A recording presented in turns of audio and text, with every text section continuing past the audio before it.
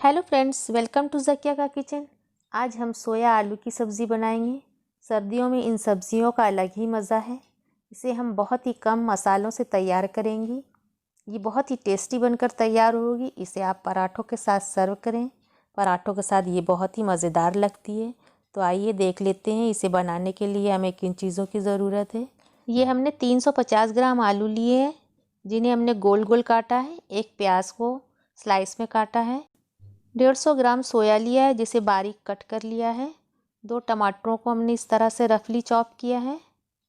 मसालों में half tea spoon लाल मिर्च लिया है, हाफ़ टी स्पून कश्मीरी लाल मिर्च लिए, हाफ़ टी स्पून सब्ज़ी मसाला और हाफ़ टी स्पून हल्दी पाउडर लिया है।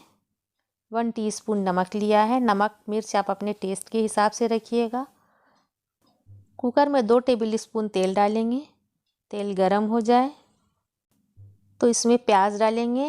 प्याज को हमें गोल्डन ब्राउन करना है।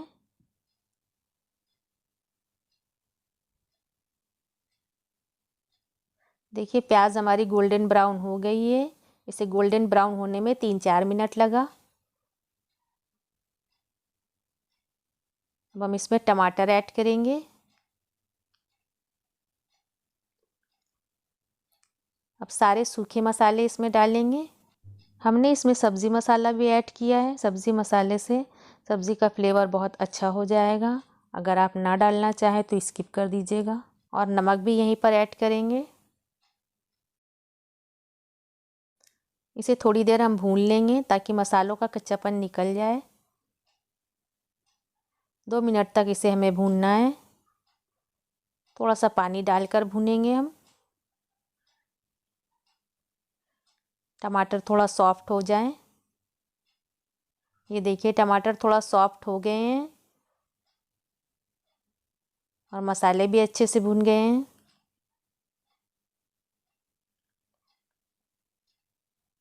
हम इसमें सोया डालेंगे। इसे हमने बहुत बारीक कट किया है। ये सब्ज़ी सोए से बहुत खुशबूदार बनती है, बहुत टेस्टी भी लगती है। यूपी में इसे बहुत पसंद किया जाता है।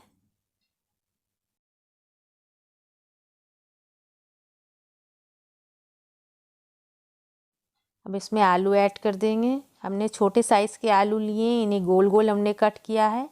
आप आलू अपने हिसाब से कट कर सकते हैं। इसे मिक्स कर लें। हम इसे कुकर में बना रहे हैं। आप इसे पतीले में किसी खुले मुँह के बर्तन में बनाना चाहें तो बना सकते हैं।